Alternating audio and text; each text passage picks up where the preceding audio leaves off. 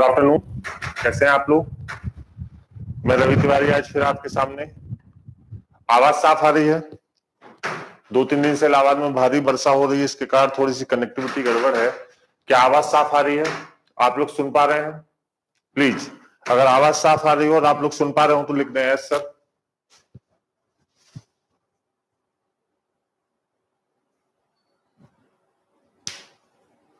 क्या आवाज साफ आ रही है प्लीज बताएं। ओके, आइए। कल मौसम खराब होने की वजह से कुछ वीडियो आप लोगों का जो है गड़बड़ चला था।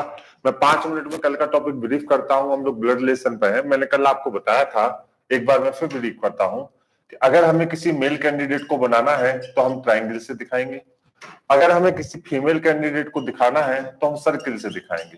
ये बातें हम लोगों की क्लियर हुई थी। को ब्रीफ करता हूं, एक मेल और एक फीमेल आपस में जब विवाहित होंगे, क्लियर, तो उनके बीच जो डबल बॉन्ड होगा वो हमेशा मैरिड रिलेशन को दिखाएगा। किसको दिखाएगा? Married relation, clear, married relation को दिखाएगा। ये डबल बॉन्ड का मतलब हस्बैंड एंड वाइफ के रिलेशन को दिखाएगा। तो जब एक डबल बॉन्ड बीच में हो तो इसको हम लोग कहते हैं married relation. Married relation, husband and wife, मैंने कल भी क्लियर किया था। फिर मैंने आपको एक और उदाहरण दिया था। मैंने आपको बताया था कि मान लीजिए ये मैं हूं और ये मेरी सिस्टर है, क्लियर। तो जब सिंगल लाइन होती है तो इसको हम लोग कहते हैं सेम जनरेशन। सेम जनरेशन, इसका मतलब ये है एक ही पीढ़ी के सदस्यों का होना। सेम जनरेशन का मतलब है एक ही पीढ़ी के सदस्यों का होना। तो जब सिंगल लाइन होती है तो उसको हम लोग क्या कहते हैं बताओ? Same generation.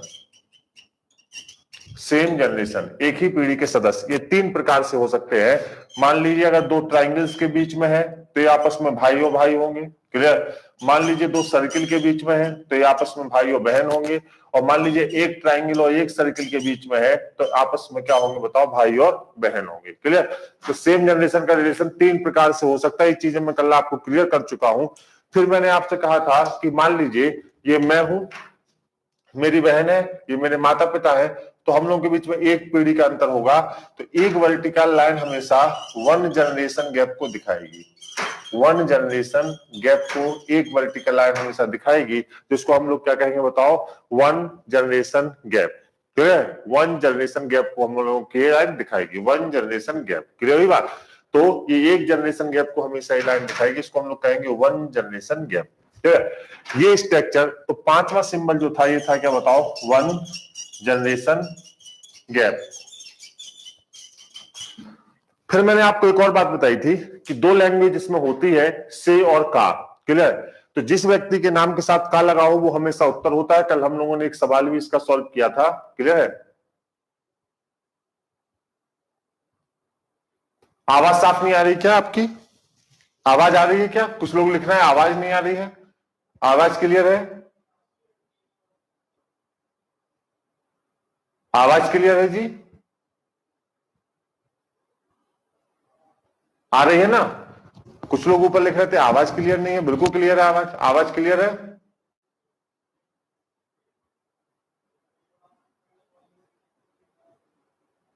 ओके,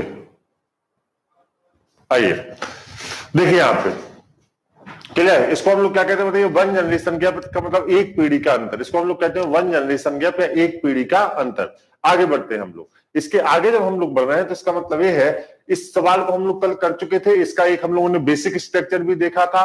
इन 5 सिंबल्स को यूज कैसे करना है ये भी हम लोग कल के वीडियो में क्लियर कर चुके थे। और इन 5 सिंबल्स को यूज करने के बाद एक मैंने आपको फैमिली ट्री बनाया था, और एक फैमिली ट्री बनाने के बाद मैंने आपको एक सवाल कल बेसिक कॉन्सेप्ट में करवाया था, जिसमें ये सवाल की जो है लाइन थी, रेखा शरत की मां है। इतना काल काम हम लोग कल कर चुके थे, क्लियर। अब आज इस बेसिक से आगे बढ़ने की बारी है। तो पहले तो हम लोग कुछ सरल सवाल करेंगे और फिर कुछ हम लोग पजल टेस्ट टाइप सवाल आप लोगों के सॉल्व करेंगे। आइए, जैसे अब हम इससे आगे बढ़ते हैं, क्लियर। इन बेसिक से एक बार आगे बढ़ के बात करते हैं। थोड़ा सा प्रोजेक्टर चल जाए तो इनसे हम लोग आगे बढ़ते हैं। आइए और कुछ बात करते हैं, क्लियर। आइए, ओके, ये सवाल जो प्रोजेक्टर पे आपके सामने आ रहा है, इस सवाल को हम लोग कर चुके थे कल। मेरे ख्याल में अब आप लोगों को संकेतों की जरूरत नहीं होगी, क्योंकि ये संकेत आपको क्लियर हो चुके हैं, है ना। ये कल ही हम लोगों ने क्लियर कर लिए थे संकेत। अब इसके आगे बढ़ने की बात हम लोगों की है। आइए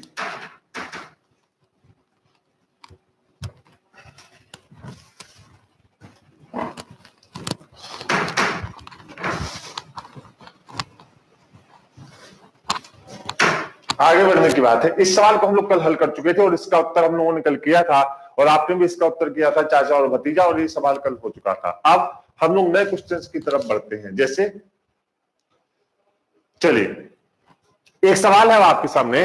एक परिवार में 6 सदस्य हैं, जिनमें माता पिता, उनकी एक अविवाहित पुत्री, माता पिता, उनकी एक अविवाहित पुत्री तथा एक पुत्र है जिसकी पत्नी और पुत्री है। क्लियर। महिलाओं के नाम मधु, मीना, प्रिया और रेणु है, और पुरुषों के नाम राहुल और मनीष है। फिर एक कंडीशन दी गई है, मनीष प्रिया के पिता नहीं है, मीना विवाहित है और मधु प्रिया की दादी है। ये प्रिय नहीं है, प्रिया है। यहाँ पर थोड़ी सी टाइपिंग मिस्टेक है, बड़ा है, प्रिया है। मधु प्रिया की दादी है। तो बताइए मनीष और रेणु में क्या संबंध है। क्लियर। अगले पेज पर आपके ऑप्शंस भी दिए गए हैं, ये दिए गए हैं ऑप्शंस आपके, ठीक है।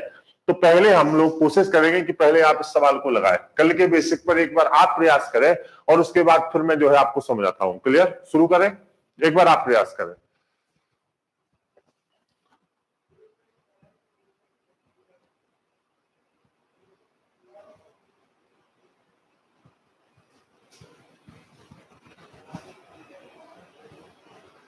भैया आप लोग केवल पढ़ने पर ध्यान दें। ये जो है आप उल्टी सीधी बातें, आप फालतू की चीजें लिख रहे हैं, इससे मुझे कोई फर्क नहीं पड़ता। आप प्लीज यहाँ कंसंट्रेट करें पहले, है ना। पहले आप सामने कंसंट्रेट करें, आप पढ़ाई करें, ध्यान से सवाल को लगाने की कोशिश करें। एमपीपीसीएस के सी सेट में पूछा गया सवाल है आपसे, एक बेसिक सवाल है, प्लीज कोशिश करें लगाने की। सामने देखें, आइए।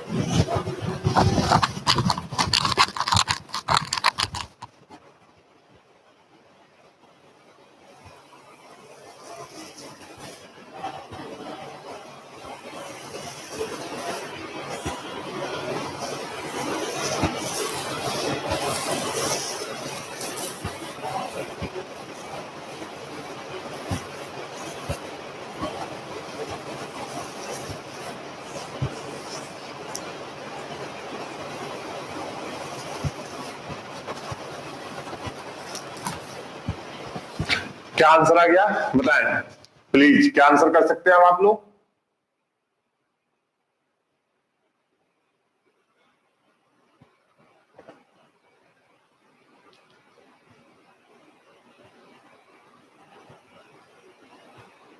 यशित गुप्ता जी बिल्कुल हो रहा है, बिल्कुल हो रहा है यशित गुप्ता जी, आइए, कोई दिक्कत नहीं है ना।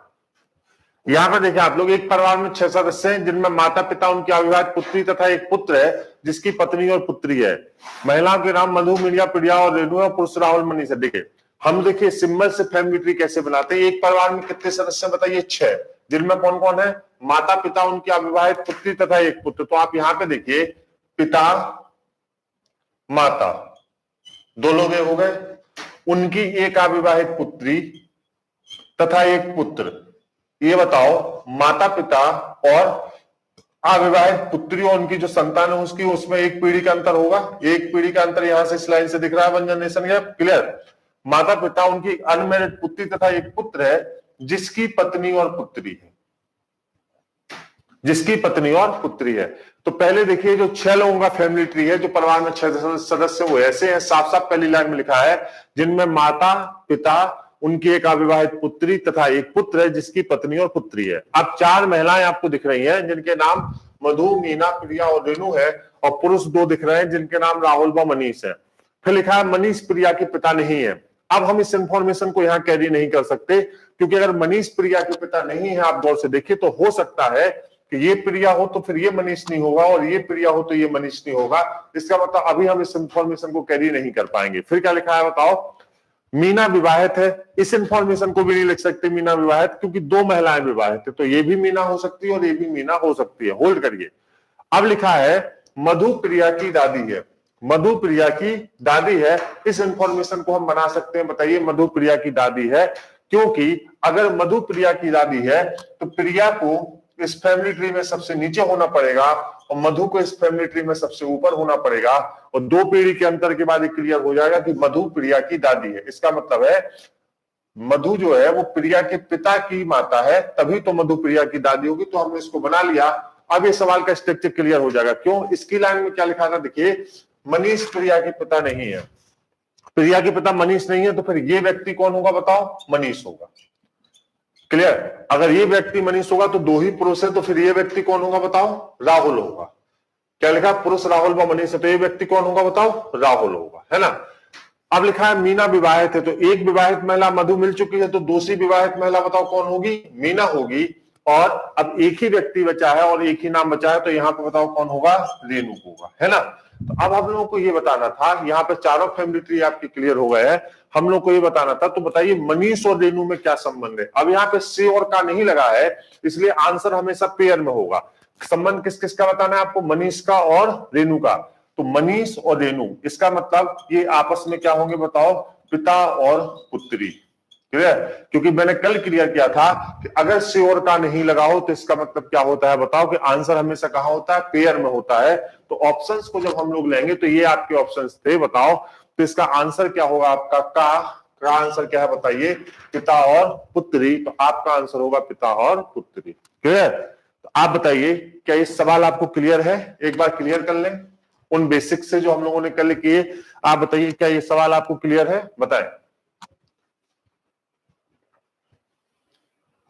आप लोगों के भी उत्तर सही आ रहे हैं, और जो है ओमकारनाथ गुप्ता जी ने भी सही किया है, आशीष सिंह जी ने भी उत्तर सही किया है ना, यशित गुप्ता ने भी किया है, जो है सही किया है, और जो है हाँ बाकी लोगों ने भी सही किया, और सब लोग क्लियर लिख रहे हैं। इसका मतलब है यहां तक की बात क्लियर है और ये सवाल आपको क्लियर है। तो अभी तक दो सवालों के माध्यम से हम इतना जरूर तय कर सकते हैं कि हाँ हम इतना सीख गए हैं कि आराम से हम सिंबल्स को यूज कर सकते हैं। क्लियर?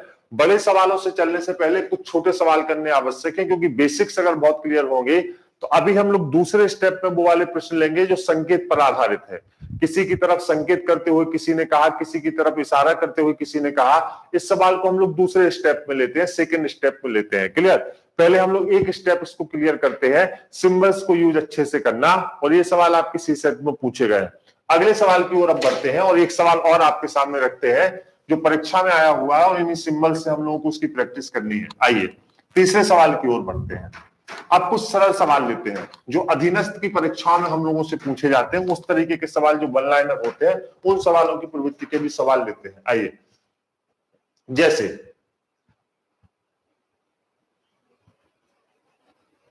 यहां पे एक सवाल है, एक परिवार में 6 सदस्य हैं। क्लियर? MNOPQR।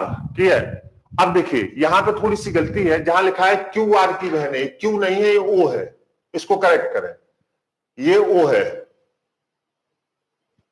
OR की बहन है। क्या लिखा है? OR की बहन है, मैंने यहां करेक्ट किया है, ये O है, इसको क्लियर करें। क्या लिखा है बताओ? OR की बहन है।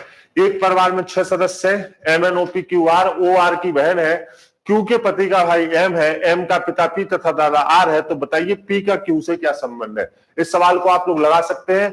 जहां मैंने ब्लैक सर्किल किया है O है, प्लीज ध्यान रखें ये O है, इस फिगर पे O है। आइए इस सवाल को लगाने की कोशिश शुरू करिए, उन्हीं सिंबल्स का यूज करके इस शो को शुरू करें। और पिछला वाला जो अधीनस्थ का वीडियो का पेपर हुआ था, उससे पहले वाला, उसमें सवाल आपसे पूछा गया था, इसको क्लियर करें। आइए क्लियर प्लीज करें।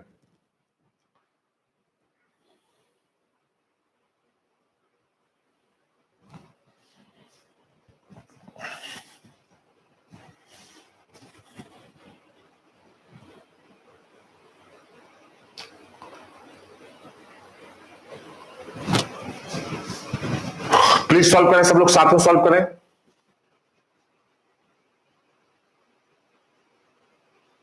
राजुल वाशनेरी आपका मैसेज में पढ़ चुका हूं, चिंता मत करिए, आपको मिल जाएंगे। आइए आंसर्स आपको मिल जाएंगे। अभी आप यहाँ पे जो है कंसंट्रेट करें प्लीज। एक परिवार में 6 सदस्य हैं, MNOPQR, OR की बहन है, Q के पति का भाई M है, M का पिता P तथा दादा R है। तो बताइए P का Q से क्या संबंध है? आपको बताना तो बताइए P का Q से क्या संबंध है, बताएं।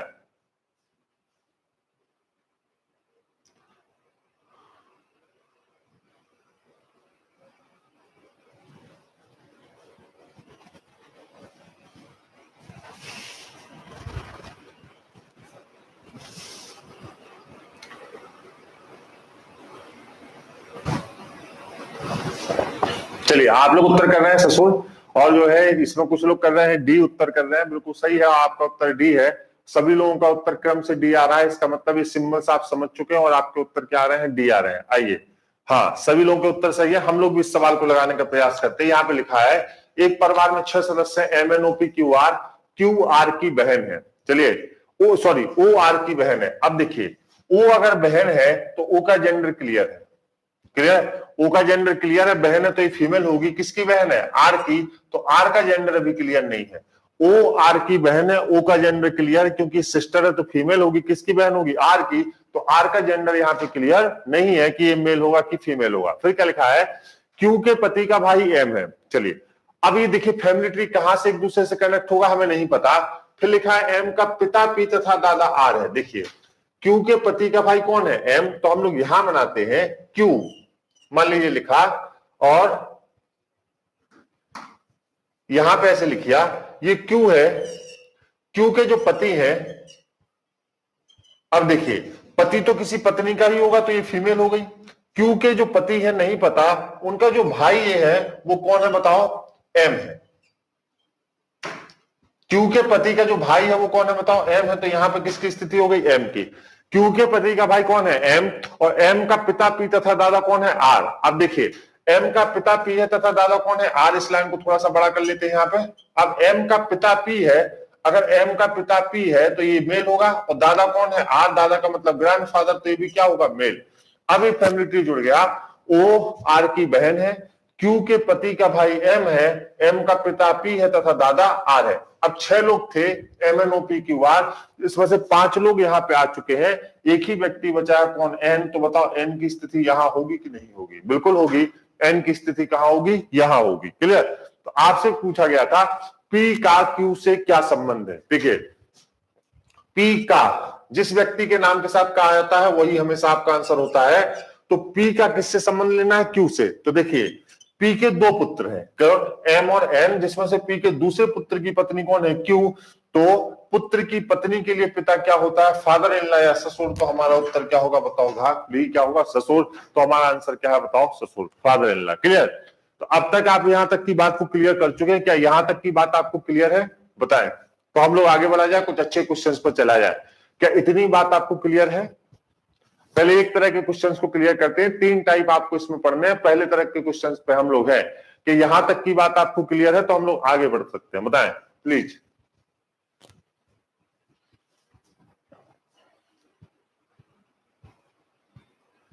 Okay, crystal clear. आइए आगे बढ़ते हैं, अगले क्वेश्चंस के साथ आगे आते हैं। बताइए, ठीक है। अब देखिए एक और क्वेश्चन आपके सामने है, इसको भी आपको देखना है। एबीसी सेट में पूछा गया आपका एक क्वेश्चन है। आइए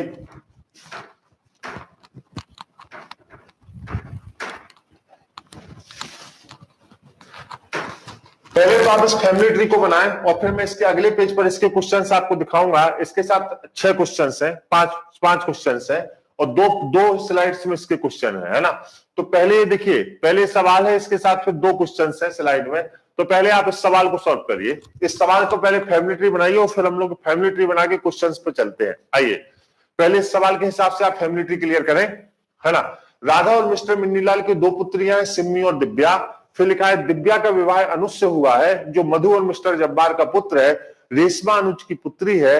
अनुज की बहन किरण का विवाह सुबोध से हुआ है, और इनके तरुणा और अमन 2 बेटे हैं। तरुणा मधु और जब्बार का नाती है। इतनी इंफॉर्मेशन को आपको फैमिली ट्री से क्लियर करना है। और और जैसे इतनी इंफॉर्मेशन आपकी क्लियर हो जाएगी फिर हम लोग आगे सवालों पे चलते हैं, और 4 सवाल हमें इसके सॉल्व करने हैं, 5 सवाल। प्लीज पहले आप लोग इसको क्लियर कर लें, आइए अच्छे से।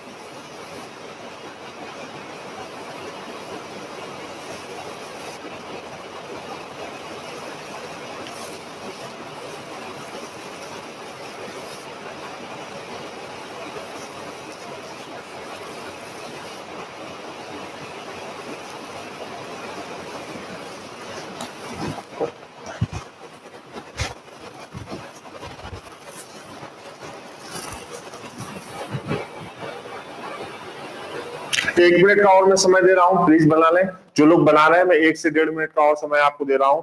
जिन लोगों का हो गया है सभी लोगों को समान रूप से देखें, थोड़ा सा पेशेंस रखें प्लीज। जो लोग बना रहे हैं वो अच्छे से बना लें, 1 मिनट और बना लें, फिर हम लोग सवालों पे आते हैं। आइए। राधा और मिस्टर मिन्नीलाल की 2 पुत्रियां हैं, सिमी और दिव्या। दिव्या का विवाह अनुज से हुआ है, जो मधु और मिस्टर जब्बार का पुत्र है। रेशमा अनुज की पुत्री है। अनुज की बहन किरण का विवाह सुबोध से हुआ है, और इनके तरुण और अमन 2 बेटे हैं। तरुण मधु और जब्बार का नाती है। क्लियर? ये दोनों नाम एक ही हैं, ये भी तरुण है, ये दोनों नाम एक ही हैं, इसमें कंफ्यूज मत होइएगा। ये तरुण ही लिखा है, ये लाइन यहाँ पे नहीं है, ये गलती से टाइप हुआ है। तरुण ये भी है और तरुण ये भी है, एक ही नाम है दोनों। आइए आप बताइए। चलिए, क्या यहां तक ये फैमिली ट्री आपका बन चुका है? तो मैं ऑप्शंस पे आता हूं। क्लियर? क्या बन चुका है? हम लोग ऑप्शंस पे आए, बताएं। ऑप्शंस पे आ जाए ऐसा। आइए चलिए, पहले ऑप्शंस आपके हैं, आप देखिए, उसको देख के आपको उत्तर करना है। अमन और रेशमा के बीच क्या संबंध है? ये पहला आपका प्रश्न था, है ना? अब आप क्रमवार उत्तर करें मुझको। पहला प्रश्न था अमन और रेशमा के बीच क्या संबंध है, बताइए इसका उत्तर क्या होगा, बताएं। आप पहले, दूसरे, तीसरे का उत्तर करें, फिर आगे 2 सवाल और हैं। आइए।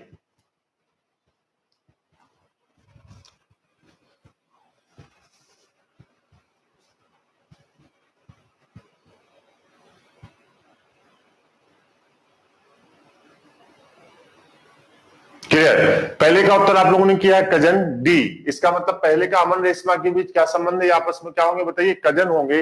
इसका मतलब आपने उत्तर किया है डी। दूसरे का उत्तर क्या है, सुबोध जब्बार का क्या है? सुबोध जब्बार का क्या है? तो उत्तर आपका सुबोध होगा। सुबोध जब्बार का क्या है? दूसरे का प्रश्न का उत्तर क्या होगा, बताइए। सुबोध जब्बार के लिए क्या है, बताएं। सन-इन-लॉ, बिल्कुल सही है, बी आपका आंसर होगा।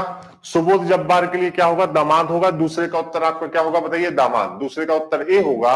सुबोध जब्बार का बताओ क्या होगा, दामाद होगा, है ना?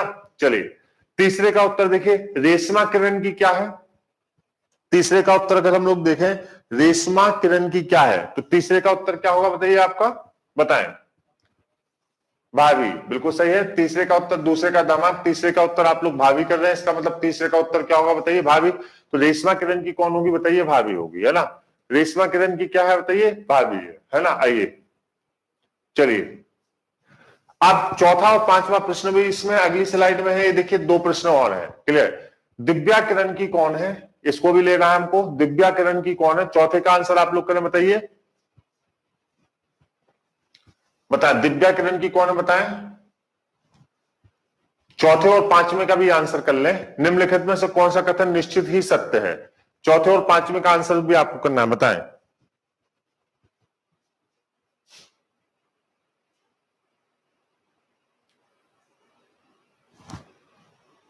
चलिए, चौथे का आंसर आप लोगों ने भाभी किया। 5वें का आंसर कौन होगा, निम्नलिखित में से कौन सा कथन निश्चित ही सत्य है? इसका उत्तर क्या होगा आपका, निम्नलिखित में से कौन सा कथन निश्चित ही सत्य है? इसका उत्तर क्या होगा, बताएं जरा सा प्लीज।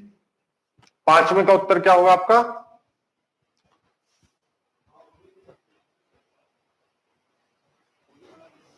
पांचवें में जो लिखा है, निम्नलिखित में से कौन सा कथन निश्चित ही सत्य है, इसका उत्तर आपका क्या होगा, बताएं प्लीज। बी, आप लोगों का उत्तर बी है, मधु सुबोध की सास है। ये आपका उत्तर है, मधु सुबोध की सास है ना। आइए, अब आप लोग पांचों क्वेश्चन अगर क्लियर कर चुके हैं तो मैं इसके पहले क्वेश्चन पे आता हूं जहां पे लिखा था, और मैं इसको जल्दी से आपको बनाता हूं ताकि जिन लोगों को क्लियर ना हुआ उनको क्लियर हो जाए। आए देखिए, सवाल आपका ये था, राधा और मिस्टर मिन्नीलाल की दो पुत्रियां हैं, सिमी और दिव्या। देखिए, हमने इस फैमिली ट्री को यहां से बनाना शुरू किया और हमने कहा ये राधा है और ये मिस्टर कौन है बताइए, मिन्नीलाल है ना। मिन्नीलाल और राधा, इनकी दो पुत्रियां हैं। एक को हम लोगों ने कहा क्या बताओ, सिमी, और दूसरी को हम लोगों ने क्या कहा बताओ, दिव्या। ये यहाँ पे एक बनाया हम लोगों ने फैमिली ट्री, और यहाँ पे हम लोगों ने एक और फैमिली ट्री बनाया इस तरीके से। क्लियर है? इस तरीके से हम लोगों ने इस फैमिली ट्री को लिया। ठीक, मेरे ख्याल में इस फैमिली ट्री को थोड़ा सा और इधर करना चाहिए ताकि आप फैमिली ट्री को पूरा देख सके। क्लियर? ये देखिए, यहां से लिया, ये राधा और ये मिस्टर मिन्नीलाल, इनकी दो पुत्रियां कौन बताओ, एक का नाम है इनका कौन, दिव्या, और एक का नाम कौन है, सिम्मी। ये सिम्मी है और ये दिव्या है, दो पुत्रियां हैं, दोनों आपस में बहन होगी। अब इन्होंने लिखा है दिव्या का विवाह अनुज से हुआ है, जो मधु और मिस्टर जब्बार का पुत्र है। चलिए, दिव्या किससे विवाह थे, अनुज से। ये हमने अनुज बनाया, और ये किसके पुत्र है बताओ, अनुज किसके पुत्र है। थोड़ी सी बड़ी लाइन कर रहे हैं ताकि यहाँ पे नहीं आए, ये किसके पुत्र है, तो आपने कहा ये मधु और मिस्टर जब्बार के पुत्र है। क्लियर है? ये मधु और मिस्टर जब्बार के पुत्र। ध्यान रखिए, इस लाइन की लंबाई बराबर है, कंटेंट क्लियर ना हो इसलिए इस लाइन को मैंने ऊपर ले लिया है थोड़ा सा, यहाँ पे क्लियर कर ले इस चीज को। तो ये मधु और मिस्टर जब्बार के पुत्र है। फिर क्या लिखा है, रेशमा अनुज की पुत्री है। अनुज की पुत्री कौन है बताइए, रेशमा। तो रेशमा का फैमिली ट्री निश्चित रूप से नीचे होगा, ये रेशमा है, और ये किसकी पुत्री है, अनुज की। अनुज की पुत्री कौन है, रेशमा। फिर क्या लिखा है, अनुज की बहन किरण का विवाह सुबोध से हुआ है। अब देखिए, अनुज की बहन किरण, तो अनुज की बहन किरण ये होंगी, और किरण का विवाह किससे हुआ है, सुबोध से हुआ है। तो ये व्यक्ति कौन होंगे बताइए, सुबोध होंगे। क्लियर? अनुज की बहन किरण का विवाह किससे हुआ है, सुबोध से हुआ है। क्लियर? और इनके तरुणा और अमन दो पुत्र हैं। इनके दो पुत्र हैं, कौन बताओ, एक का नाम क्या है बताओ, तरुण, और एक का नाम क्या है बताओ, अमन। इनके तरुण और अमन दो पुत्र हैं। तरुण मधु और जब्बार का क्या है, नाती है। क्लियर? तरुण मधु और जब्बार का क्या है, नाती है। तो आपको ये दिख रहा है, क्लियर है कि मैं इस पूरे फैमिली ट्री को इस तरफ ले आऊं। देखिए, इस तरह से क्लियर हो जाएगा ये फैमिली ट्री। इधर देखिए, आपको दिख नहीं रहा है, मैं इस तरफ लेता हूं इसको, जगह इस तरफ ज्यादा है, मैं थोड़ा सा इसको ऐसे बनाता हूं, है ना। देखिए, ये है राधा और ये है मिस्टर मिन्नीलाल। क्लियर है? अब इनकी दो पुत्री हैं। क्लियर? एक है सिम्मी, और यहां पे आपने लिखा दिव्या। दिव्या का विवाह किससे हुआ है, अनुज से हुआ है। ये मिस्टर अनुज है, दिव्या का विवाह अनुज से हुआ है। क्लियर है? क्लियर? जो मधु और मिस्टर जब्बार का पुत्र है, ये मधु के और मिस्टर जब्बार के पुत्र है। यहां से क्लियर हो गया। आप अब यहां पे देख सकते हैं, मधु और मिस्टर जब्बार के पुत्र है। अब फिर लिखा है रेशमा अनुज की पुत्री है। क्लियर? तो अनुज की पुत्री है, तो अनुज दिव्या दोनों की पुत्री रेशमा होगी, तो यहां पे रेशमा होगी।